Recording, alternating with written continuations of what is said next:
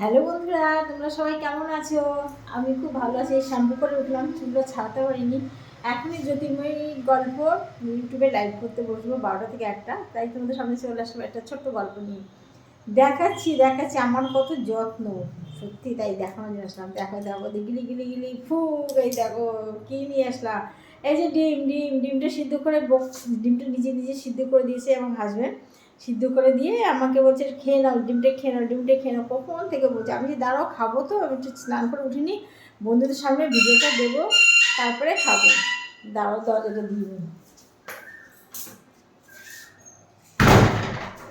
তারপরে খাবো, সেই জন্য দেরি করে খাচ্ছি। আর এখন তো টাইম হয়েছে 12টা বেজে গেছে। এবার তাড়াতাড়ি করে শ্যাম্পু করে এসে সব রেডি হয়ে গেছে, লাইভ স্টার্ট করে। দেখো ডিমের কুসুম কিন্তু খাই না, কিন্তু কুসুম ছাড়া ডিম ভালো লাগে না। আমার ভীষণ প্রিয় ডিমের কুসুম, কিন্তু খাই না কেন জানো? খেলে মোটা হয়ে যাব, সেই জন্য ডিমের কুসুমটা খাই না, শুধু খোলা খাই।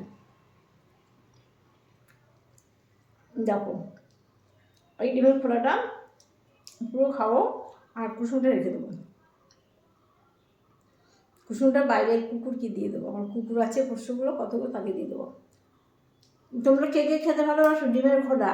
আমার কিন্তু ভালো লাগে না, কিন্তু কী করবো, কালকে 2খানা ডিমের খোলা খাইয়েছে আমাকে জোর করে। এরকম হাজব্যান্ড কার কার আছে একটু লাইক কমেন্ট করে আমাকে জানিও। আমাকে ভীষণ যত্ন করে এবং তার হেল্প ছাড়া কি আমি এগুলো করতে পারি না। সহযোগিতা আছে বলে আমি এগুলো করতে পারছি, বুঝতে পারছো? আর বেশি বকবক করো না, আমার ইউটিউবে লাইভ করার টাইম হয়ে গেছে। তোমরা পারলে প্রতিদিন দেখো 12টা থেকে জ্যোতির্ময়ীর গল্প ইউটিউব চ্যানেলে আমার লাইভ করি, 12টা থেকে 1টা পর্যন্ত করি। সবাই ভালো থেকো। আজকের মতো এখানে ভিডিওটি সেরে দিলাম। ডিমটা পুরো খেয়ে নি গালেরটা।